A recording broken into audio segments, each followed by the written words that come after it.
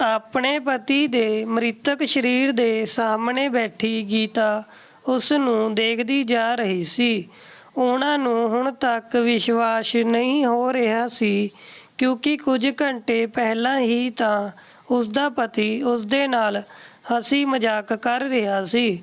ਉਹਨਾਂ ਨੂੰ ਬਾਹਾਂ ਵਿੱਚ ਲੈ ਕੇ ਹੱਸਦੇ ਹੋਏ ਗੱਲਾਂ ਕਰ ਰਿਹਾ ਸੀ ਅਤੇ ਕਹਿ ਰਿਹਾ ਸੀ ਕਿ ਅਸੀਂ ਦੋਨਾਂ ਨੂੰ ਤਾਂ ਮੌਤ ਵੀ ਵੱਖ ਨਹੀਂ ਕਰ ਸਕਦੀ। ਜਦੀ ਗੀਤਾ ਨੇ ਘਬਰਾ ਕੇ ਉਸਦੇ ਮੂੰਹ ਪਰ ਹੱਥ ਰੱਖਦੇ ਹੋਏ ਕਿਹਾ ਸੀ, ਮੌਤ ਦਾ ਨਾਮ ਨਾ ਲੈਣਾ, ਮੈਂ ਅੰਦਰ ਤੱਕ ਕੰਬ ਉੱਠਦੀ ਹਾਂ। ਐਸੀ ਗੱਲਾਂ ਸੁਣ ਕੇ ਸ਼ੁਭ ਸ਼ੁਭ ਬੋਲਿਆ ਕਰੋ। ਜਦੀ ਉਸਦਾ ਪਤੀ ਬੋਲਿਆ, ਅਰੇ ਗੀਤਾ, ਤੂੰ ਵੀ ਕਮਾਲ ਕਰਦੀ ਹੈ। ਇਹੋ ਜਿਹਾ ਵੀ ਕਦੀ ਹੁੰਦਾ ਹੈ ਕਿਆ? ਮੌਤ ਦਾ ਨਾਮ ਲੈਣੇ ਨਾਲ ਮੌਤ ਆ ਜਾਂਦੀ ਤਾਂ ਸਾਰੀ ਦੁਨੀਆ ਹੀ ਖਤਮ ਹੋ ਜਾਂਦੀ। ਇਹ ਗੱਲ ਸੁਣ ਕੇ ਗੀਤਾ ਹੱਸ ਪਈ ਸੀ, ਪਰ ਉਹ ਕਿਆ ਜਾਣਦੀ ਸੀ ਕਿ ਮੌਤ ਨੂੰ ਲਲਕਾਰਨੇ ਦਾ ਪਰਿਣਾਮ ਇੰਨੀ ਜਲਦੀ ਸਾਹਮਣੇ ਆ ਜਾਵੇਗਾ। ਜਿਸ ਸਮੇਂ ਉਸਦਾ ਪਤੀ ਦਫ਼ਤਰ ਵਿੱਚ ਬੈਠਾ ਸੀ, ਕੰਮ ਕਰਦੇ ਕਰਦੇ ਹੀ ਉਸ ਨੂੰ ਦਿਲ ਦਾ ਦੌਰਾ ਪਿਆ। ਸਹਿ ਕਰਮਚਾਰੀ ਉਸ ਨੂੰ ਹਸਪਤਾਲ ਪਹੁੰਚਾਉਣ ਦੇ ਲਈ ਭੱਜੇ, ਪਰੰਤੂ ਉਸ ਤੋਂ ਪਹਿਲਾਂ ਹੀ ਰਸਤੇ ਵਿੱਚ ਉਸਦੀ ਮੌਤ ਹੋ ਗਈ। ਉਸਦੇ ਸਹਿਯੋਗੀ ਦੁਖੀ ਮਨ ਨਾਲ ਉਸਦੇ ਮ੍ਰਿਤਕ ਸਰੀਰ ਨੂੰ ਗੀਤਾ ਜੀ ਦੇ ਕੋਲ ਸੌਂਪ ਕੇ ਚਲੇ ਗਏ। ਗੀਤਾ ਦੇ ਤਿੰਨੇ ਪੁੱਤ ਬੜੀ ਹੈਰਾਨੀ ਨਾਲ ਕਦੀ ਦੁੱਖ ਨਾਲ ਪੱਥਰ ਹੋਈ ਆਪਣੀ ਮਾਂ ਨੂੰ ਦੇਖਦੇ ਤਾਂ ਕਦੀ ਆਪਣੇ ਪਿਤਾ ਦੇ ਮ੍ਰਿਤਕ ਸਰੀਰ ਨੂੰ। ਸਾਰੇ ਰਿਸ਼ਤੇਦਾਰ ਰੋ ਰਹੇ ਸੀ, ਪਰੰਤੂ ਗੀਤਾ ਦੀ ਅੱਖਾਂ ਦਾ ਪਾਣੀ ਮੰਨੋ ਸੁੱਕ ਗਿਆ ਸੀ। ਅੱਖਾਂ ਵਿੱਚ ਇੱਕ ਅਲੱਗ ਤੋਂ ਗੰਭੀਰਤਾ ਛਾਈ ਹੋਈ ਸੀ। ਕੁਝ ਔਰਤਾਂ ਆਪਸ ਵਿੱਚ ਘੁਸਰ ਮੁਸਰ ਕਰਨ ਲੱਗੀ, ਦੇਖ ਤਾਂ ਅੱਖ ਵਿੱਚ ਇੱਕ ਹੰਝੂ ਨਹੀਂ ਹੈ। ਅਰੇ ਪਤੀ ਦੇ ਮਰਨੇ ਦਾ ਗਮ ਨਹੀਂ ਸੀ ਤਾਂ ਕੁਝ ਝੂਠੇ ਹੰਝੂ ਹੀ ਵਹਾ ਦਿੰਦੀ। ਜਦੀ ਕੋਲ ਬੈਠੀ ਔਰਤ, ਜੋ ਕਿ ਡਾਕਟਰ ਸੀ, ਕਹਿਣ ਲੱਗੀ, ਇਸਦਾ ਰੋਣਾ ਬਹੁਤ ਜ਼ਰੂਰੀ ਹੈ, ਨਹੀਂ ਤਾਂ ਇਸ ਨੂੰ ਦਿਲ ਦਾ ਦੌਰਾ ਵੀ ਪੈ ਸਕਦਾ ਹੈ। ਤੁਸੀਂ ਲੋਕ ਕੋਈ ਐਸਾ ਉਪਾਅ ਕਰੋ ਕਿ ਇਸਦਾ ਰੋਣਾ ਨਿਕਲ ਜਾਵੇ। 7 ਸਾਲ ਦਾ ਪੁੱਤ ਰਾਜੀਵ ਆਪਣੀ ਮਾਂ ਨਾਲ ਲਿਪਟ ਗਿਆ ਅਤੇ ਬੋਲਿਆ, ਮਾਂ ਦੇਖੋ ਨਾ, ਪਿਤਾ ਜੀ ਉੱਠਦੇ ਕਿਉਂ ਨਹੀਂ ਹਨ ਅਤੇ ਸਾਡੇ ਘਰ ਵਿੱਚ ਇਹ ਇੰਨੇ ਸਾਰੇ ਲੋਕ ਕਿਉਂ ਆਏ ਹਨ? ਸਾਰੇ ਦੇ ਸਾਰੇ ਰੋ ਰਹੇ ਹਨ, ਮਾਂ ਤੁਸੀਂ ਬੋਲਦੀ ਕਿਉਂ ਨਹੀਂ? ਇਹ ਕਹਿ ਕੇ ਰਾਜੀਵ ਗੋਦ ਵਿੱਚ ਬੈਠ ਕੇ ਰੋਣ ਲੱਗਾ।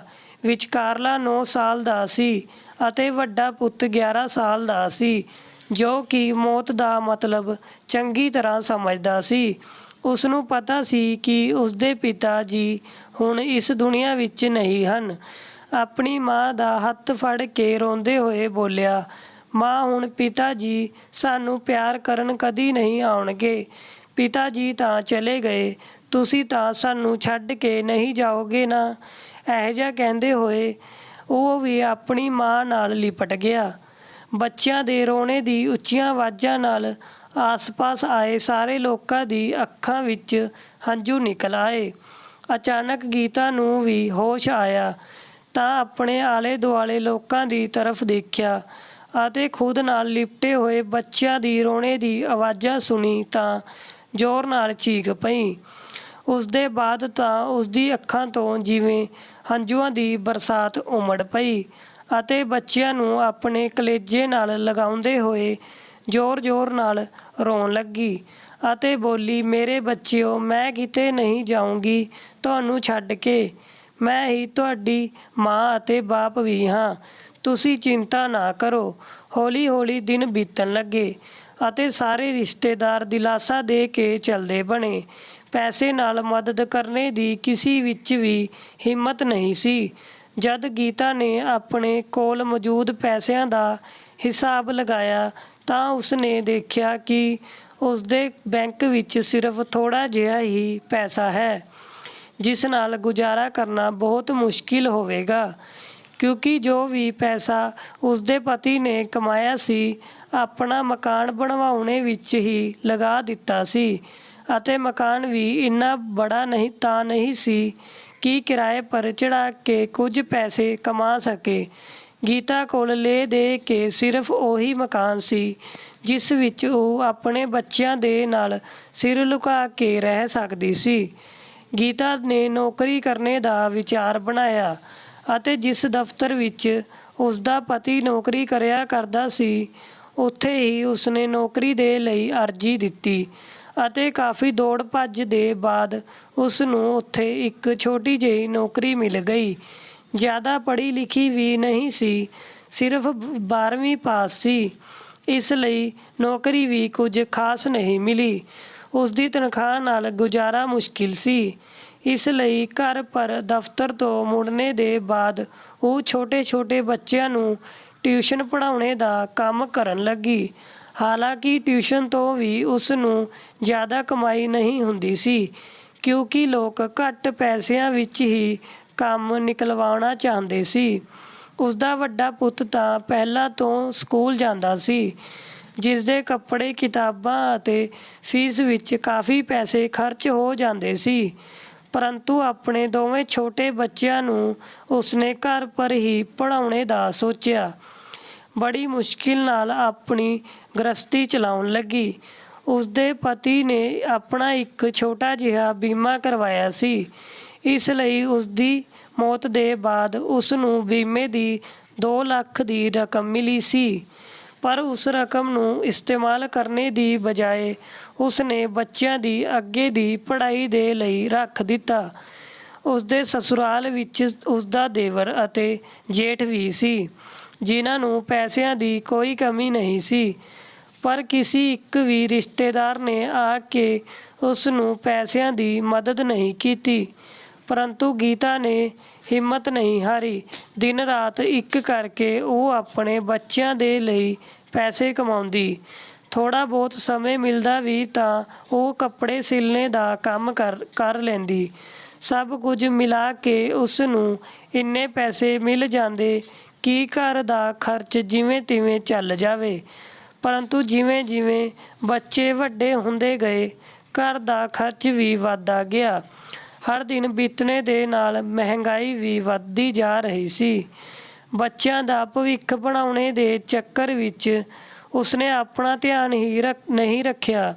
ਆਪਣੇ ਬੱਚਿਆਂ ਨੂੰ ਪੌਸ਼ਟਿਕ ਆਹਾਰ ਖਿਲਾਣੇ ਦੀ ਹਰ ਸੰਭਵ ਕੋਸ਼ਿਸ਼ ਕਰਦੀ, ਪਰੰਤੂ ਖੁਦ ਨਾ ਖਾਂਦੀ ਅਤੇ ਬੱਚਿਆਂ ਨੂੰ ਵੀ ਪਤਾ ਨਹੀਂ ਸੀ ਕਿ ਉਹਨਾਂ ਦੀ ਮਾਂ ਅੱਧਾ ਅਧੂਰਾ ਰੁੱਖਾ ਸੁੱਕਾ ਖਾ ਕੇ ਸੋ ਜਾਂਦੀ ਹੈ। ਪਰਿਣਾਮ ਸਰੂਪ ਸੁੰਦਰ ਜਿਹੀ ਗੀਤਾ ਦੀ ਕਾਇਆ ਕੰਕਾਲ ਮਾਤਰ ਰਹਿ ਗਈ। ਚੰਗਾ ਭੋਜਨ ਨਾ ਮਿਲਣੇ ਅਤੇ ਚਿੰਤਤ ਰਹਿਣੇ ਦੇ ਕਾਰਨ ਉਹ ਅਸਮੇਂ ਹੀ ਤੇਜ਼ੀ ਨਾਲ ਬੁਢਾਪੇ ਦੀ ਤਰਫ ਵੱਧ ਰਹੀ ਸੀ, ਪਰੰਤੂ ਉਸ ਨੂੰ ਆਪਣੀ ਚਿੰਤਾ ਨਹੀਂ ਸੀ। ਤਿੰਨੇ ਪੁੱਤ ਪੜ੍ਹਾਈ ਵਿੱਚ ਕਾਫੀ ਤੇਜ਼ ਸੀ।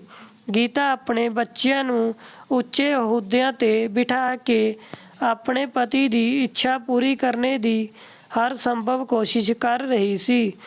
ਉਸਦੇ ਪਤੀ ਹਮੇਸ਼ਾ ਕਿਹਾ ਕਰਦੇ ਸੀ, ਗੀਤਾ, ਅਸੀਂ ਆਪਣੇ ਬੱਚਿਆਂ ਨੂੰ ਇਸ ਲਾਇਕ ਬਣਾ ਦੇਵਾਂਗੇ ਕਿ ਲੋਕਾਂ ਦੇ ਲਈ ਇੱਕ ਮਿਸਾਲ ਕਾਇਮ ਹੋ ਜਾਵੇਗੀ। ਸਮੇਂ ਬੀਤਣੇ ਨਾਲ ਤਿੰਨੇ ਪੁੱਤ ਜਵਾਨ ਹੋ ਗਏ ਅਤੇ ਮੁਸ਼ਕਿਲਾਂ ਝੇਲਦੇ ਗੀਤਾ ਨੇ ਆਪਣੇ ਪੁੱਤਾਂ ਨੂੰ ਇਸ ਲਾਇਕ ਬਣਾਇਆ ਕਿ ਉਹਨਾਂ ਨੂੰ ਚੰਗੀ ਨੌਕਰੀਆਂ ਮਿਲ ਗਈ। ਗੀਤਾ ਇਸ ਗੱਲ ਨਾਲ ਸੰਤੁਸ਼ਟ ਸੀ ਕਿ ਉਸਨੇ ਆਪਣੇ ਪਤੀ ਦੀ ਦਿਲ ਦੀ ਇੱਛਾ ਨੂੰ ਅੱਜ ਪੂਰਾ ਕਰ ਦਿੱਤਾ ਸੀ। ਉਸਦਾ ਵੱਡਾ ਪੁੱਤ ਇੱਕ ਬੜੀ ਕੰਪਨੀ ਵਿੱਚ ਡਾਇਰੈਕਟਰ ਸੀ। ਵਿਚਕਾਰਲਾ ਬੇਟਾ ਪੁਲਿਸ ਵਿੱਚ ਨੌਕਰੀ ਕਰਦਾ ਸੀ, ਜਦਕਿ ਸਭ ਤੋਂ ਛੋਟਾ ਬੇਟਾ ਇੱਕ ਬਹੁਤ ਵੱਡਾ ਇੰਜੀਨੀਅਰ ਸੀ। ਉਹਨਾਂ ਤਿੰਨਾਂ ਦੇ ਲਈ ਹੁਣ ਚੰਗੇ ਖਾਨਦਾਨਾਂ ਤੋਂ ਰਿਸ਼ਤੇ ਆਉਣ ਲੱਗੇ। ਵੱਡਾ ਪੁੱਤ ਆਪਣੇ ਬੌਸ ਦੀ ਧੀ ਨਾਲ ਹੀ ਪਿਆਰ ਕਰਦਾ ਸੀ ਅਤੇ ਉਸ ਨਾਲ ਵਿਆਹ ਕਰਾਉਣਾ ਚਾਹੁੰਦਾ ਸੀ।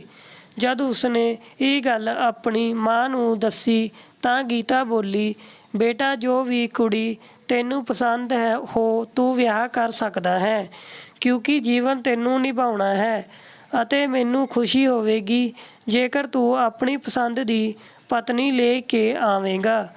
ਗੀਤਾ ਦੇ ਵੱਡੇ ਪੁੱਤ ਅਮਨ ਨੇ ਆਪਣੀ ਬੌਸ ਦੀ ਕੁੜੀ ਨਾਲ ਵਿਆਹ ਕਰ ਲਿਆ।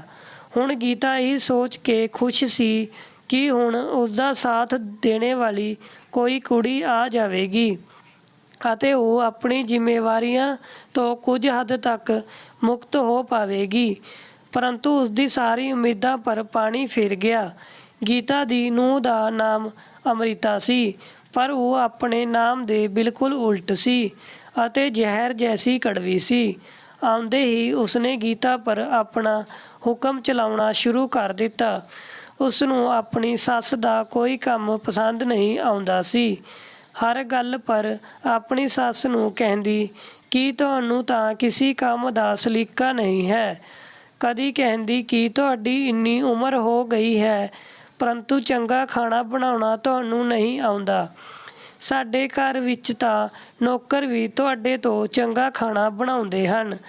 ਰੋਜ਼-ਰੋਜ਼ ਇਸ ਤਰ੍ਹਾਂ ਦੇ ਤਾਨੇ ਸੁਣਦੇ ਇੱਕ ਦਿਨ ਗੀਤਾ ਨੇ ਆਪਣੀ ਨੂੰਹ ਨੂੰ ਕਿਹਾ, ਬੇਟੀ, ਜੇਕਰ ਮੇਰੇ ਹੱਥ ਦਾ ਬਣਾ ਖਾਣਾ ਪਸੰਦ ਨਹੀਂ ਆਉਂਦਾ ਤਾਂ ਇੱਕ ਚੰਗਾ ਖਾਣਾ ਬਣਾਉਣ ਵਾਲਾ ਰੱਖ ਲਓ। ਤੈਨੂੰ ਖਾਣੇ ਦੀ ਕੋਈ ਸ਼ਿਕਾਇਤ ਨਹੀਂ ਰਹੇਗੀ। ਇੰਨੀ ਗੱਲ ਸੁਣਨੇ ਦੀ ਦੇਰ ਸੀ ਕਿ ਨੂੰਹ ਅੰਮ੍ਰਿਤਾ ਦਹਾੜ ਉੱਠੀ। ਕਿਆ ਮਤਲਬ ਹੈ ਤੁਹਾਡਾ ਕਹਿਣੇ ਦਾ ਕਿ ਚੰਗਾ ਖਾਣਾ ਬਣਾਉਣੇ ਵਾਲਾ ਰੱਖ ਲਓ? ਜੇਕਰ ਤੁਹਾਨੂੰ ਖਾਣਾ ਨਹੀਂ ਬਣਾਉਣਾ ਆਉਂਦਾ ਤਾਂ ਘੱਟ ਤੋਂ ਘੱਟ ਸਿੱਖਣੇ ਦੀ ਕੋਸ਼ਿਸ਼ ਤਾਂ ਕਰ ਸਕਦੀ ਹੋ। ਉਲਟਾ ਮੈਨੂੰ ਹੀ ਸੁਣਾ ਰਹੀ ਹੋ। ਕਿਆ ਨੌਕਰ ਰੱਖਣੇ ਵਿੱਚ ਪੈਸੇ ਖਰਚ ਨਹੀਂ ਹੁੰਦੇ? ਕੌਣ ਦੇਵੇਗਾ ਉਹ ਪੈਸੇ? ਤੁਸੀਂ ਜਿਸ ਦੇ ਕੋਲ ਫੁੱਟੀ ਕੌੜੀ ਵੀ ਨਹੀਂ ਹੈ। ਅਸੀਂ ਦਿਨ ਰਾਤ ਮਿਹਨਤ ਕਰਕੇ ਪੈਸਾ ਕਮਾਉਂਦੇ ਹਾਂ। ਕੋਈ ਮੁਫਤ ਵਿੱਚ ਬੈਠ ਕੇ ਰੋਟੀਆਂ ਨਹੀਂ ਖਾਂਦੇ। ਆਪਣੀ ਨੂੰਹ ਦੀ ਐਸੀ ਕੜਵੀ ਗੱਲਾਂ ਸੁਣ ਕੇ ਗੀਤਾ ਹੈਰਾਨ ਰਹਿ ਗਈ। ਦਿਨ ਰਾਤ ਉਹ ਕੰਮ ਵਿੱਚ ਜੁਟੀ ਰਹਿੰਦੀ ਸੀ ਅਤੇ ਕੋਈ ਸਾਹਮਣੇ ਤੋਂ ਉਸ ਨੂੰ ਜਾ ਕੇ ਇੰਨਾ ਵੀ ਨਹੀਂ ਕਹਿੰਦਾ ਸੀ ਕਿ ਮਾਂ, ਤੁਸੀਂ ਥੱਕ ਗਈ ਹੋਗੀ ਤਾਂ ਥੋੜ੍ਹਾ ਜਿਹਾ ਆਰਾਮ ਕਰ ਲਓ। ਕਿੰਨੀ ਵਾਰ ਆਪਣੇ ਪਤੀ ਅਮਨ ਦੇ ਸਾਹਮਣੇ ਹੀ ਅੰਮ੍ਰਿਤਾ ਆਪਣੀ ਸੱਸ ਦੀ ਬੇਇੱਜ਼ਤੀ ਕਰ ਦਿੰਦੀ ਸੀ, ਪਰੰਤੂ ਉਸ ਨੂੰ ਝਿੜਕਣਾ ਤਾਂ ਦੂਰ, ਉਹ ਸਿਰਫ ਇੱਕ ਮੂਕ ਦਰਸ਼ਕ ਬਣ ਕੇ ਰਹਿ ਜਾਂਦਾ। ਗੀਤਾ ਮਨ ਹੀ ਮਨ ਸੋਚਦੀ ਕਿ ਇਹਨਾਂ ਬੱਚਿਆਂ ਲਈ ਮੈਂ ਕਿਆ ਕੁਝ ਨਹੀਂ ਕੀਤਾ, ਕਿੰਨਾ ਕੁਝ ਸਹਿਣ ਕੀਤਾ, ਪਰ ਅੱਜ ਇਹ ਬੱਚੇ ਮੈਨੂੰ ਇਹ ਸਿਲਾ ਦੇ ਰਹੇ ਹਨ। ਕਿਵੇਂ ਮੇਰਾ ਖੂਨ ਸਫੇਦ ਹੋ ਗਿਆ। ਗੀਤਾ ਦਾ ਦਿਲ ਟੁੱਟ ਚੁੱਕਾ ਸੀ, ਪਰ ਮਨ ਦੇ ਕਿਸੇ ਕੋਨੇ ਵਿੱਚ ਇੱਕ ਆਸ ਸੀ ਕਿ ਜਦ ਵਿਚਕਾਰਲੇ ਪੁੱਤ ਰੋਹਿਤ ਦਾ ਵਿਆਹ ਹੋਵੇਗਾ ਤਾਂ ਉਸਦੀ ਪਤਨੀ ਜ਼ਰੂਰ ਚੰਗੀ ਆਵੇਗੀ, ਜੋ ਉਸਦੇ ਖ਼ਵਾਬਾਂ ਪਰ ਮਰਹਮ ਲਗਾਵੇਗੀ। ਉਸ ਨੂੰ ਵਿਸ਼ਵਾਸ ਸੀ ਕਿ ਭਗਵਾਨ ਇੰਨਾ ਬੇਰਹਿਮ ਨਹੀਂ ਹੋ ਸਕਦਾ। ਪਰੰਤੂ ਜਦ ਦੂਸਰੀ ਨੂੰ ਰੀਨਾ ਆਈ ਤਾਂ ਗੀਤਾ ਦਾ ਵਿਸ਼ਵਾਸ ਚਕਨਾਚੂਰ ਹੋ ਗਿਆ, ਕਿਉਂਕਿ ਰੀਨਾ ਵੀ ਅੰਮ੍ਰਿਤਾ ਤੋਂ ਕੁਝ ਘੱਟ ਨਹੀਂ ਸੀ। ਉਹ ਇੱਕ ਮਾਡਰਨ ਕੁੜੀ ਸੀ, ਜਿਸ ਨੂੰ ਨਾ ਤਾਂ ਆਪਣੀ ਸੱਸ ਦੇ ਨਾਲ ਰਹਿਣਾ ਪਸੰਦ ਸੀ ਅਤੇ ਨਾ ਹੀ ਘਰ ਦਾ ਕੰਮ ਕਰਨਾ। ਉਸ ਨੂੰ ਆਪਣੀ ਸੱਸ ਦੇ ਕੱਪੜੇ ਦੇਖ ਕੇ ਵੀ ਚਿੜ ਹੁੰਦੀ ਸੀ, ਕਿਉਂਕਿ ਗੀਤਾ ਉਸ ਨੂੰ ਆਪਣੇ ਸਟੈਂਡਰਡ ਦੀ ਨਹੀਂ ਲੱਗਦੀ ਸੀ। ਇੱਕ ਦਿਨ ਜਦ ਘਰ ਪਰ ਰੀਨਾ ਦੀ ਸਹੇਲੀਆਂ ਆਈ ਹੋਈ ਸੀ ਅਤੇ ਹਸੀ ਮਜ਼ਾਕ ਚੱਲ ਰਿਹਾ ਸੀ, ਉਸੇ ਸਮੇਂ ਗੀਤਾ ਉਹਨਾਂ ਦੇ ਸਾਹਮਣੇ ਤੋਂ ਹੋ ਕੇ ਨਿਕਲੀ। ਰੀਨਾ ਉਸ ਸਮੇਂ ਤਾਂ ਕੁਝ ਨਹੀਂ ਬੋਲੀ, ਪਰੰਤੂ ਆਪਣੀ ਸਹੇਲੀਆਂ ਦੇ ਜਾਣੇ ਦੇ ਬਾਅਦ ਆਪਣੀ ਸੱਸ ਪਰ ਬਰਸ ਪਈ। ਕਿਆ ਜ਼ਰੂਰਤ ਸੀ ਤੁਹਾਨੂੰ ਮੇਰੀ ਸਹੇਲੀਆਂ ਦੇ ਸਾਹਮਣੇ ਆਉਣੇ ਦੀ? ਸਭ ਨੇ ਤੁਹਾਨੂੰ ਮੇਰੇ ਘਰ ਦੀ ਨੌਕਰਾਨੀ ਸਮਝਿਆ। ਜੇਕਰ ਉਹਨਾਂ ਨੂੰ ਪਤਾ ਚੱਲਦਾ ਕਿ ਤੁਸੀਂ ਮੇਰੀ ਸੱਸ ਹੋ ਤਾਂ ਕਿਆ ਇੱਜ਼ਤ ਰਹਿ ਜਾਂਦੀ ਮੇਰੀ? ਕਿੰਨੀ ਹੱਸੀ ਉਡਾਉਂਦੀ ਉਹ ਲੋਕ ਮੇਰੀ। ਕਿਆ ਤੁਹਾਨੂੰ ਅੰਦਾਜ਼ਾ ਵੀ ਹੈ ਮੈਂ ਇੰਨੀ ਮਾਡਰਨ ਹੋ ਕੇ ਐਸੀ ਗਵਾਰ ਸੱਸ ਦੇ ਨਾਲ ਰਹਿੰਦੀ ਹਾਂ? ਇਹ ਦੇਖ ਕੇ ਮੇਰੀ ਕਿੰਨੀ ਇੱਜ਼ਤ ਉਛਾਲੀ ਜਾਂਦੀ। ਜਦ ਮੇਰੀ ਜਾਣਕਾਰੀ ਵਿੱਚ ਤੋਂ ਕੋਈ ਵੀ ਘਰ ਪਰ ਆਇਆ ਹੋ ਤਾਂ ਤੁਸੀਂ ਰਸੋਈ ਘਰ ਤੋਂ ਬਾਹਰ ਨਾ ਆਇਆ ਕਰੋ। ਸਾਰਾ ਸਮਾਨ ਤਿਆਰ ਕਰਕੇ ਰੱਖ ਦਿਆ ਕਰੋ, ਨੌਕਰ ਬਾਹਰ ਲੈ ਆਵੇਗਾ। ਇਹ ਸਭ ਰੀਨਾ ਨੇ ਆਪਣੇ ਪਤੀ ਰੋਹਿਤ ਦੇ ਸਾਹਮਣੇ ਕਿਹਾ। ਗੀਤਾ ਮਨ ਹੀ ਮਨ ਸੋਚ ਰਹੀ ਸੀ ਕਿ ਰੋਹਿਤ ਹੁਣੇ ਆਪਣੀ ਪਤਨੀ ਨੂੰ ਸਮਝਾਏਗਾ ਕਿ ਮੇਰੀ ਮਾਂ ਦੀ ਇੱਜ਼ਤ ਕਰਿਆ ਕਰ, ਪਰੰਤੂ ਉਲਟਾ ਉਹ ਆਪਣੀ ਮਾਂ ਨੂੰ ਹੀ ਬੋਲਿਆ। ਮਾਂ ਰੀਨਾ ਠੀਕ ਕਹਿ ਰਹੀ ਹੈ, ਤੁਹਾਨੂੰ ਸਾਡੇ ਸਟੈਂਡਰਡ ਦਾ ਧਿਆਨ ਰੱਖਣਾ ਚਾਹੀਦਾ। ਜਿਸ ਢੰਗ ਨਾਲ ਤੁਸੀਂ ਰਹਿੰਦੀ ਹੋ, ਜੈਸੇ ਕੱਪੜੇ ਪਾਉਂਦੀ ਹੋ, ਉਸ ਨਾਲ ਤਾਂ ਤੁਸੀਂ ਇੱਕ ਨੌਕਰਾਣੀ ਤੋਂ ਜ਼ਿਆਦਾ ਕੁਝ ਨਹੀਂ ਲੱਗਦੀ। ਅੱਜ ਗੀਤਾ ਨੂੰ ਆਪਣੀ ਪਰਵਰਿਸ਼ ਪਰ ਸ਼ਰਮ ਆ ਰਹੀ ਸੀ। ਉਸਦਾ ਇੱਕ ਮਨ ਤਾਂ ਹੋਇਆ ਆਪਣੇ ਪੁੱਤ ਨੂੰ ਚੀਕ ਕੇ ਬੋਲੇ, ਕੀ ਕਦੀ ਇੱਕ ਸਾੜੀ ਵੀ ਲਿਆ ਕੇ ਦਿੱਤੀ ਹੈ ਕਿਆ ਮੈਨੂੰ?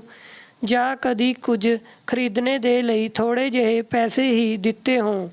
ਜੋ ਕੁਝ ਮੇਰੇ ਕੋਲ ਸੀ, ਸਭ ਕੁਝ ਮੈਂ ਤੁਸੀਂ ਲੋਕਾਂ ਪਰ ਖਰਚ ਕਰ ਦਿੱਤਾ। ਪਹਿਲਾਂ ਟਿਊਸ਼ਨ ਲਿਆ ਕਰਦੀ ਸੀ ਅਤੇ ਹੁਣ ਤਾਂ ਉਹ ਵੀ ਨਹੀਂ ਕਰਨ ਦਿੰਦੇ, ਕਿਉਂਕਿ ਤੁਹਾਡੀ ਇੱਜ਼ਤ ਪਰ ਦਾਗ ਲੱਗਦਾ ਹੈ।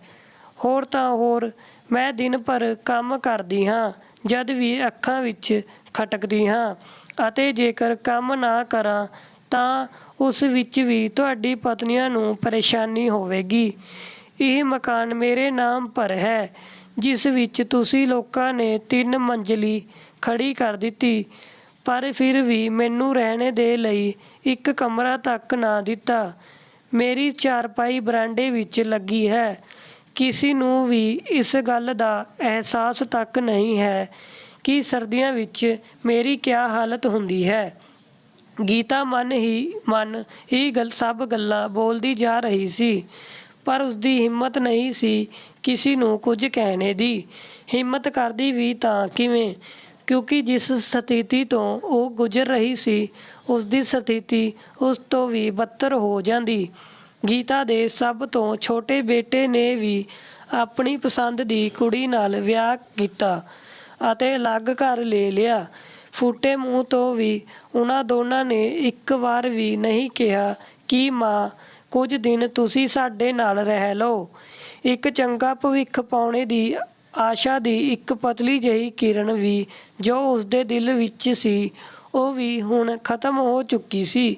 ਕਿਹਾ ਜਾਂਦਾ ਹੈ ਕਿ ਦੁੱਖ ਦੀ ਰਾਤ ਦੇ ਬਾਅਦ ਦੁਬਾਰਾ ਨਾਲ ਸੁੱਖ ਦਾ ਸਵੇਰਾ ਹੁੰਦਾ ਹੈ, ਪਰੰਤੂ ਉਸਦੇ ਜੀਵਨ ਵਿੱਚ ਤਾਂ ਰਾਤ ਦਾ ਹਨੇਰਾ ਹੀ ਦੂਰ ਹੋਣੇ ਦਾ ਨਾਮ ਨਹੀਂ ਲੈ ਰਿਹਾ ਸੀ। ਉਸਦਾ ਸਰੀਰ ਦਿਨ ਪ੍ਰਤੀ ਦਿਨ ਕਮਜ਼ੋਰ ਹੁੰਦਾ ਜਾ ਰਿਹਾ ਸੀ। ਜ਼ਬਰਦਸਤ ਠੰਡ ਵਿੱਚ ਵੀ ਭਾਂਡੇ ਧੋਣੇ ਦੇ ਕਾਰਨ ਉਸ ਨੂੰ ਖਾਂਸੀ ਹੋ ਗਈ ਸੀ। ਉਹ ਪੂਰੀ ਰਾਤ ਖੰਘਦੀ ਰਹਿੰਦੀ, ਪਰੰਤੂ ਕਿਸੇ ਨੂੰ ਕੋਈ ਚਿੰਤਾ ਨਹੀਂ ਸੀ, ਨਾ ਹੀ ਕਿਸੇ ਨੇ ਜ਼ਰੂਰਤ ਸਮਝੀ ਕਿ ਮਾਂ ਨੂੰ ਡਾਕਟਰ ਨੂੰ ਦਿਖਾਇਆ ਜਾਵੇ। ਨੂੰਹਾਂ ਤਾਂ ਪਰਾਈ ਸੀ, ਪਰ ਉਸਦੇ ਆਪਣੇ ਪੁੱਤ ਵੀ ਉਸ ਤੋਂ ਮੂੰਹ ਮੋੜ ਚੁੱਕੇ ਸੀ। ਉਹ ਇਹ ਸੋਚ ਕੇ ਹੈਰਾਨ ਹੁੰਦੀ ਕਿ ਮਰਦ ਤਾਂ ਬੇਰਹਿਮ ਹੁੰਦੇ ਹਨ, ਪਰੰਤੂ ਇੱਕ ਔਰਤ ਉਸ ਤੋਂ ਵੀ ਜ਼ਿਆਦਾ ਦੂਸਰੀ ਔਰਤ ਦੇ ਪ੍ਰਤੀ ਇੰਨੀ ਬੇਰਹਿਮ ਕਿਵੇਂ ਹੋ ਸਕਦੀ ਹੈ। ਉਹ ਸੋਚਣ ਲੱਗੀ ਕਿ ਸਮੇਂ ਜਿਵੇਂ ਜਿਵੇਂ ਬਦਲ ਰਿਹਾ ਹੈ, ਸਮਾਜ ਵਿੱਚ ਨਿਰੰਤਰ ਬਦਲਾਵ ਆਉਂਦਾ ਜਾ ਰਿਹਾ ਹੈ। ਪੁਰਾਣੀ ਮਾਨਤਾਵਾਂ ਅਤੇ ਪੁਰਾਣੀ ਪਰੰਪਰਾਵਾਂ ਬਦਲਦੀ ਜਾ ਰਹੀ ਹਨ। ਉਹਨਾਂ ਦਾ ਸਥਾਨ ਮਾਡਰਨ ਸੋਚ ਨੇ ਲੈ ਲਿਆ ਹੈ। ਪਰਿਵਾਰਿਕ ਰਿਸ਼ਤੇ ਅਤੇ ਨੈਤਿਕਤਾ ਤਾਂ ਜਿਵੇਂ ਬੱਚਿਆਂ ਦੇ ਲਈ ਮਾਇਨੇ ਹੀ ਨਹੀਂ ਰੱਖਦੇ। ਜਨਰੇਸ਼ਨ ਗੈਪ ਦਾ ਵਾਇਰਸ ਇਸ ਕਦਰ ਫੈਲਾ ਜਾ ਰਿਹਾ ਹੈ ਕਿ ਮਾਤਾ-ਪਿਤਾ ਅਤੇ ਪੁੱਤ ਜੈਸੇ ਮਜ਼ਬੂਤ ਰਿਸ਼ਤਿਆਂ ਵਿੱਚ ਵੀ ਖਾਈ ਬਣਦੀ ਜਾ ਰਹੀ ਹੈ। ਐਸੇ ਵਿੱਚ ਪਰਿਵਾਰ ਤੋਂ ਤੁੱਛ ਬੁੱਢੇ ਕਿੱਥੇ ਜਾਣਗੇ? ਕਿਆ ਉਹ ਇਵੇਂ ਹੀ ਘੁੱਟ-ਘੁੱਟ ਕੇ ਮਰਦੇ ਰਹਿਣਗੇ? ਹੁਣ ਤਾਂ ਉਸਦੀ ਐਸੀ ਹਾਲਤ ਹੋ ਚੁੱਕੀ ਸੀ ਕਿ ਉਹ ਜੀਵਨ ਜੀਣਾ ਹੀ ਨਹੀਂ ਚਾਹੁੰਦੀ ਸੀ। ਦੋਵੇਂ ਪੁੱਤਾਂ ਅਮਨ ਅਤੇ ਰੋਹਿਤ ਨੇ ਆਪਣਾ ਮਕਾਨ ਖੂਬ ਚੰਗੇ ਢੰਗ ਨਾਲ ਸਜਾਇਆ ਸੀ। ਪੈਸੇ ਦੀ ਕੋਈ ਕਮੀ ਨਹੀਂ ਸੀ, ਪਰੰਤੂ ਆਪਣੀ ਮਾਂ ਪਰ ਇੱਕ ਵੀ ਪੈਸਾ ਖਰਚਣਾ ਉਹਨਾਂ ਨੂੰ ਬੜਾ ਚੁਭਦਾ ਸੀ। ਪਰ ਕਹਿੰਦੇ ਹਨ ਕਿ ਭਗਵਾਨ ਦੇ ਘਰ ਵਿੱਚ ਦੇਰ ਹੈ ਅੰਧੇਰ ਨਹੀਂ, ਅਤੇ ਜੋ ਜੈਸਾ ਬੀਜਦਾ ਹੈ ਵੈਸਾ ਹੀ ਵੱਢਦਾ ਹੈ। ਉਹਨਾਂ ਦੋਨਾਂ ਦੇ ਘਰ ਵਿੱਚ ਕੋਈ ਔਲਾਦ ਨਹੀਂ ਹੋ ਰਹੀ ਸੀ।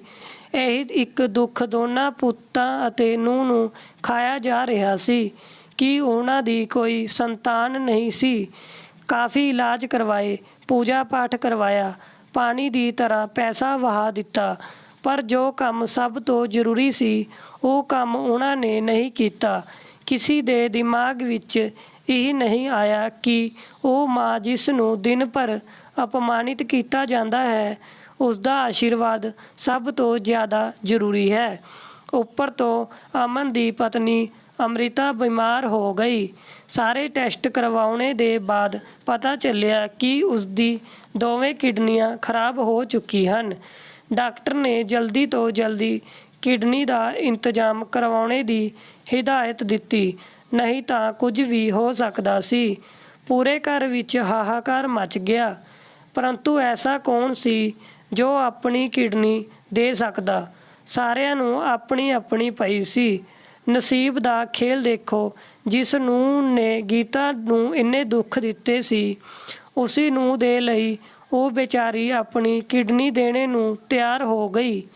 ਉਹ ਸਾਰੀ ਉਮਰ ਕੁਰਬਾਨੀਆਂ ਕਰਦੀ ਰਹੀ ਤਾਂ ਕਿ ਸਾਰਿਆਂ ਨੂੰ ਖੁਸ਼ ਰੱਖ ਸਕੇ, ਪਰੰਤੂ ਕਿਸੇ ਨੇ ਉਸਦੀ ਕੀਮਤ ਨਹੀਂ ਸਮਝੀ। ਨਾ ਤਾਂ ਪੁੱਤ ਨੂੰ ਉਸ ਨੂੰ ਕੁਝ ਸਮਝਦੇ ਸੀ ਅਤੇ ਨਾ ਹੀ ਕਿਸਮਤ ਨੇ ਉਸਦਾ ਸਾਥ ਦਿੱਤਾ। ਗੀਤਾ ਦੇ ਇਸ ਫੈਸਲੇ ਪਰ ਉਸਦੇ ਪੜੋਸੀ ਬਿਸਤਰ ਪਰ ਬਿਮਾਰ ਪਈ ਉਸਦੀ ਨੂੰਹ ਅੰਮ੍ਰਿਤਾ ਦੇ ਕੋਲ ਆਏ ਅਤੇ ਬੋਲੇ, ਅੰਮ੍ਰਿਤਾ ਤੇਰੀ ਸੱਸ ਕਿੰਨੀ ਚੰਗੀ ਹੈ। ਉਹ ਖੁਸ਼ੀ-ਖੁਸ਼ੀ ਆਪਣੀ ਕਿਡਨੀ ਤੈਨੂੰ ਦੇਣੇ ਨੂੰ ਤਿਆਰ ਹੋ ਗਈ, ਨਹੀਂ ਤਾਂ ਅੱਜ-ਕੱਲ੍ਹ ਐਸਾ ਤਿਆਗ ਕੌਣ ਕਰਦਾ ਹੈ।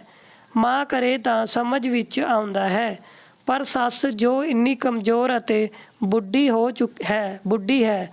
ਇੰਨੀ ਗੱਲ ਪਰ ਅੰਮ੍ਰਿਤਾ ਬੋਲੀ ਤਾਂ ਕਿਹੜਾ ਬੜਾ ਅਹਿਸਾਨ ਕਰ ਦੇਵੇਗੀ। ਕਬਰ ਵਿੱਚ ਪੈਰ ਹੀ ਲਟਕਾਏ ਬੈਠੀ ਹੈ।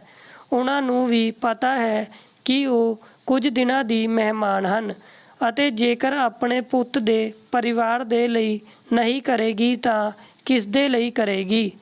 ਅੰਮ੍ਰਿਤਾ ਦੀ ਗੱਲ ਸੁਣ ਕੇ ਗੀਤਾ ਨੂੰ ਬਹੁਤ ਹੈਰਾਨੀ ਹੋਈ ਅਤੇ ਪੜੋਸਣ ਉਸਦਾ ਮੂੰਹ ਦੇਖਦੀ ਰਹਿ ਗਈ। ਗੀਤਾ ਬਹੁਤ ਵਾਰ ਸੋਚਦੀ ਕਿ ਐਸੇ ਵਾਤਾਵਰਣ ਤੋਂ ਦੂਰ ਨਿਕਲਾ ਜਾਵੇ, ਪਰੰਤੂ ਹੋਰ ਕੋਈ ਰਸਤਾ ਵੀ ਤਾਂ ਨਹੀਂ ਸੀ। ਜਿਨ੍ਹਾਂ ਬੱਚਿਆਂ ਨੂੰ ਉਸਨੇ ਫੁੱਲਾਂ ਦੇ ਬੂਟਿਆਂ ਦੀ ਤਰ੍ਹਾਂ ਸਿੰਜਿਆ ਤਾਂ ਕਿ ਉਸਦੇ ਘਰ ਦਾ ਕੋਨਾ-ਕੋਨਾ ਮਹਿਕ ਉੱਠੇ, ਉਸ ਵਿੱਚ ਤਾਂ ਫੁੱਲ ਦੀ ਥਾਂ ਕੰਡੇ ਉੱਗ ਗਏ। ਸੋਚਿਆ ਸੀ ਕਿ ਉਹ ਆਦਰਸ਼ਵਾਦੀ ਪੁੱਤ ਬਣਨਗੇ, ਪਰੰਤੂ ਗਲਤੀ ਕਿੱਥੇ ਹੋ ਗਈ ਹੁਣ ਤੱਕ ਜਾਣ ਨਹੀਂ ਪਾਈ ਸੀ। ਪਤੀ ਦੀ ਮੌਤ ਦੇ ਬਾਅਦ ਇੱਕ ਪਲ ਵੀ ਐਸਾ ਨਹੀਂ ਸੀ ਜੋ ਸੁੱਖ ਭਰਾ ਰਿਹਾ ਹੋ। 3 ਪੁੱਤਾਂ ਦੀ ਉਹ ਇੱਕ ਅਭਾਗਣ ਮਾਂ ਸੀ। ਇਸ ਨੂੰ ਵੀ ਕਿਸਮਤ ਦਾ ਖੇਲ ਹੀ ਕਿਹਾ ਜਾਵੇਗਾ ਕਿ ਵਿਚਕਾਰਲਾ ਪੁੱਤ ਰੋਹਿਤ, ਜੋ ਸ਼ੂਗਰ ਦਾ ਮਰੀਜ਼ ਸੀ, ਅਚਾਨਕ ਉਸਦਾ ਸ਼ੂਗਰ ਲੈਵਲ ਇੰਨਾ ਵੱਧ ਗਿਆ ਕਿ ਉਸਦੀ ਅੱਖਾਂ ਦੀ ਰੋਸ਼ਨੀ ਹੀ ਚਲੀ ਗਈ। ਅਖਬਾਰ ਵਿੱਚ ਕੱਢਿਆ ਗਿਆ ਕਿ ਜੋ ਕੋਈ ਵੀ ਅੱਖਾਂ ਦਾ ਇੰਤਜ਼ਾਮ ਕਰਵਾ ਦੇਵੇਗਾ ਉਸ ਨੂੰ ਚੰਗੀ ਰਕਮ ਦਿੱਤੀ ਜਾਵੇਗੀ, ਪਰ ਆਈ ਬੈਂਕ ਵਿੱਚ ਵੀ ਅੱਖਾਂ ਨਹੀਂ ਸੀ। ਦੂਜੇ ਪਾਸੇ ਰੋਹਿਤ ਅਤੇ ਉਸਦੀ ਪਤਨੀ ਰੀਨਾ ਦੋਵੇਂ ਚਿੰਤਾ ਦੇ ਮਾਰੇ ਘੁਲੇ ਜਾ ਰਹੇ ਸੀ। ਇੱਕ ਦਿਨ ਪੰਡਿਤ ਜੀ ਤੋਂ ਪੁੱਛਿਆ ਤਾਂ ਉਹਨਾਂ ਨੇ ਕਿਹਾ, ਐਸਾ ਲੱਗਦਾ ਹੈ ਕਿ ਤੁਸੀਂ ਸਭ ਨੇ ਕਿਸੇ ਦਾ ਬੁਰੀ ਤਰ੍ਹਾਂ ਨਾਲ ਦਿਲ ਦੁਖੀ ਕੀਤਾ ਹੈ। ਕਿਸੇ ਦੀ ਬਦਦੁਆ ਲੱਗੀ ਹੈ ਜੋ ਇਸ ਘਰ ਪਰ ਬਿਜਲੀ ਬਣ ਕੇ ਗਿਰ ਪਈ ਹੈ। ਪਰੰਤੂ ਇੰਨੀ ਉਥਲ-ਪੁਥਲ ਹੋਣੇ ਦੇ ਬਾਅਦ ਵੀ ਕਿਸੇ ਦੀ ਅੱਖ ਨਹੀਂ ਖੁੱਲ੍ਹੀ। ਗੀਤਾ ਦੇ ਪ੍ਰਤੀ ਕਿਸੇ ਦੇ ਦਿਲ ਵਿੱਚ ਦਇਆ ਨਹੀਂ ਆਈ। ਉਹ ਜਿੰਨਾ ਸਾਰਿਆਂ ਦੇ ਦਿਲ ਵਿੱਚ ਆਪਣੇ ਪ੍ਰਤੀ ਪਿਆਰ ਜਾਗਰੂਕ ਕਰਨੇ ਦੀ ਕੋਸ਼ਿਸ਼ ਕਰਦੀ, ਉਨਾ ਹੀ ਉਹਨਾਂ ਨੂੰ ਖੁਦ ਤੋਂ ਦੂਰ ਪਾਉਂਦੀ। ਨਾ ਜਾਣੇ ਕਿਉਂ ਉਸਦੇ ਨਿਰਮਲ ਪਿਆਰ ਦੇ ਝਰਨੇ ਨੂੰ ਉਸਦੇ ਪੁੱਤ ਨੂੰ ਦੇਖ ਨਹੀਂ ਪਾਏ। ਆਪਣੇ ਪੁੱਤ ਨੂੰ ਇਸ ਮਾਨਸਿਕ ਸਥਿਤੀ ਤੋਂ ਗੁਜ਼ਰਦੇ ਦੇਖ ਕੇ ਗੀਤਾ ਤੋਂ ਸਹਿਣ ਨਹੀਂ ਹੋਇਆ। ਉਸਦੇ ਸਾਹਮਣੇ ਹੀ ਉਸਦੀ ਇੱਕ ਨੂੰਹ ਕਿਡਨੀ ਦੀ ਬਿਮਾਰੀ ਦੇ ਕਾਰਨ ਮੌਤ ਨਾਲ ਜੂਝ ਰਹੀ ਸੀ ਅਤੇ ਦੂਜਾ ਪੁੱਤ ਆਪਣੀ ਅੱਖਾਂ ਦੀ ਰੋਸ਼ਨੀ ਖੋ ਬੈਠਾ ਸੀ। ਇਹ ਸਭ ਹਾਲਾਤ ਦੇਖਦੇ ਹੋਏ ਗੀਤਾ ਨੇ ਇੱਕ ਫੈਸਲਾ ਲਿਆ ਕਿ ਉਹ ਆਪਣੀ ਇੱਕ ਕਿਡਨੀ ਆਪਣੀ ਨੂੰਹ ਨੂੰ ਦਾਨ ਕਰ ਦੇਵੇਗੀ ਅਤੇ ਇੱਕ ਅੱਖ ਆਪਣੇ ਪੁੱਤ ਨੂੰ ਡੋਨੇਟ ਕਰ ਦੇਣਗੀ।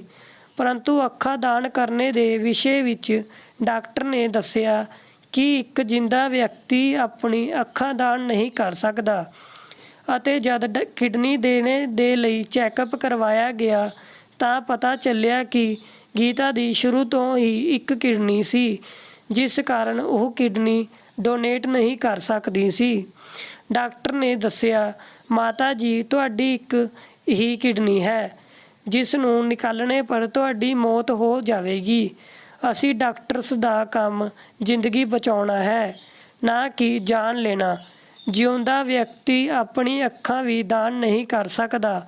ਐਸਾ ਜਾਣ ਕੇ ਗੀਤਾ ਬਹੁਤ ਨਿਰਾਸ਼ ਹੋ ਗਈ।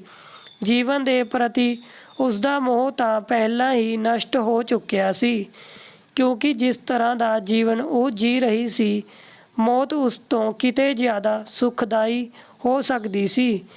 ਇਹ ਸੋਚ ਕੇ ਉਸ ਨੂੰ ਇੱਕ ਉਪਾਅ ਸੁੱਝਿਆ ਕਿ ਹੁਣ ਤੱਕ ਉਹ ਕੁਰਬਾਨੀਆਂ ਹੀ ਦਿੰਦੀ ਆ ਰਹੀ ਸੀ, ਪਰੰਤੂ ਕਿਸੇ ਨੇ ਉਸਦੀ ਕਦਰ ਨਹੀਂ ਜਾਣੀ। ਕਿਸੇ ਨੂੰ ਉਸਦੇ ਤਿਆਗ ਦਾ ਅਹਿਸਾਸ ਤੱਕ ਨਹੀਂ ਹੋਇਆ। ਨਾ ਤਾਂ ਉਸਦੇ ਪਰਿਵਾਰ ਦਾ ਕੋਈ ਮੈਂਬਰ ਉਸ ਨੂੰ ਪਿਆਰ ਦੇ ਸਕਿਆ ਅਤੇ ਨਾ ਹੀ ਉਚਿਤ ਸਨਮਾਨ। ਤਾਂ ਐਸੀ ਜ਼ਿੰਦਗੀ ਜੀਣੇ ਦਾ ਕਿਆ ਫਾਇਦਾ। ਇਹ ਸੋਚ ਕੇ ਉਹ ਇੱਕ ਫੈਸਲਾ ਕਰ ਚੁੱਕੀ ਸੀ, ਪਰ ਉਹ ਉਸ ਫੈਸਲੇ ਨੂੰ ਅੰਜਾਮ ਦੇਣੇ ਤੋਂ ਪਹਿਲਾਂ ਉਸਨੇ ਇੱਕ ਚਿੱਠੀ ਲਿਖੀ। ਚਿੱਠੀ ਲਿਖਣੇ ਦੇ ਬਾਅਦ ਉਸਨੇ ਕੋਲ ਹੀ ਪਈ ਨੀਂਦ ਦੀ ਗੋਲੀਆਂ ਦੀ ਤਰਫ ਨਜ਼ਰ ਚੁੱਕ ਕੇ ਦੇਖਿਆ। ਅਗਲੇ ਦਿਨ ਸਵੇਰੇ ਜਦ ਗੀਤਾ ਆਪਣੇ ਬਿਸਤਰ ਤੋਂ ਨਹੀਂ ਉੱਠੀ ਤਾਂ ਘਰ ਦੇ ਸਾਰੇ ਮੈਂਬਰ ਹੈਰਾਨ ਸੀ ਕਿ ਹਮੇਸ਼ਾ ਸਭ ਤੋਂ ਪਹਿਲਾਂ ਉੱਠ ਜਾਣੇ ਵਾਲੀ ਮਾਂ ਅੱਜ ਉੱਠੀ ਕਿਉਂ ਨਹੀਂ। ਜਦ ਵੱਡੇ ਪੁੱਤ ਅਮਨ ਨੇ ਉਸ ਨੂੰ ਹਿਲਾਣੇ ਦੀ ਕੋਸ਼ਿਸ਼ ਕੀਤੀ ਤਾਂ ਉਸਦੀ ਹੈਰਾਨੀ ਦਾ ਟਿਕਾਣਾ ਨਾ ਰਿਹਾ। ਉਸਦੀ ਮਾਂ ਹਮੇਸ਼ਾ ਦੇ ਲਈ ਗਹਿਰੀ ਨੀਂਦ ਵਿੱਚ ਸੋ ਚੁੱਕੀ ਸੀ। ਕੋਲ ਰੱਖੀ ਚਿੱਠੀ ਪਰ ਨਜ਼ਰ ਗਈ। ਅਮਨ ਨੇ ਉਸ ਚਿੱਠੀ ਨੂੰ ਚੁੱਕ ਕੇ ਖੋਲ੍ਹਿਆ ਤਾਂ ਉਸ ਵਿੱਚ ਜੋ ਲਿਖਿਆ ਸੀ ਉਸ ਨੂੰ ਪੜ੍ਹ ਕੇ ਉਹ ਹੈਰਾਨ ਰਹਿ ਗਿਆ।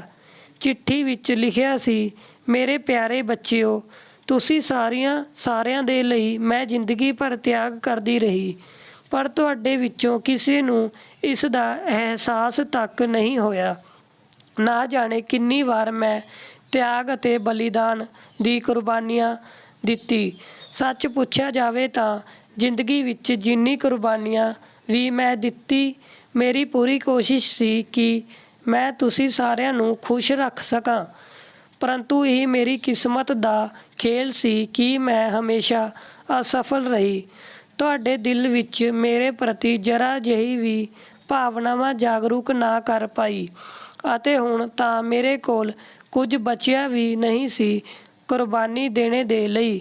ਇਸ ਲਈ ਸੋਚਿਆ ਕਿ ਹੁਣ ਕਿਆ ਕਰਾਂ ਜਿਸ ਨਾਲ ਤੁਸੀਂ ਲੋਕਾਂ ਦਾ ਜੀਵਨ ਵੀ ਸਵਰ ਜਾਵੇ ਅਤੇ ਤੁਸੀਂ ਮੇਰੇ ਪਿਆਰ ਨੂੰ ਨਾਟਕ ਵੀ ਨਾ ਸਮਝੋ। ਇਸ ਲਈ ਅੱਜ ਮੈਂ ਆਖਰੀ ਕੁਰਬਾਨੀ ਦੇਣ ਜਾ ਰਹੀ ਹਾਂ।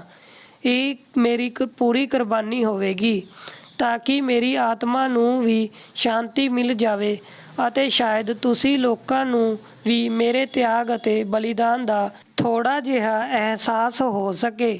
ਤੁਹਾਨੂੰ ਪਾਲ ਪੋਸ ਵੱਡਾ ਕਰਦੇ ਮੇਰੀ ਝੋਲੀ ਤਾਂ ਬਿਲਕੁਲ ਖਾਲੀ ਹੋ ਚੁੱਕੀ ਹੈ। ਹੁਣ ਮੇਰੇ ਕੋਲ ਕੁਝ ਨਹੀਂ ਬਚਿਆ। ਹਾਂ, ਬਸ ਇੱਕ ਜਾਨ ਬਚੀ ਹੈ, ਜਿਸ ਦਾ ਬਲੀਦਾਨ ਦੇ ਕੇ ਇਸ ਸੰਸਾਰ ਤੋਂ ਵਿਦਾ ਲੈ ਰਹੀ ਹਾਂ।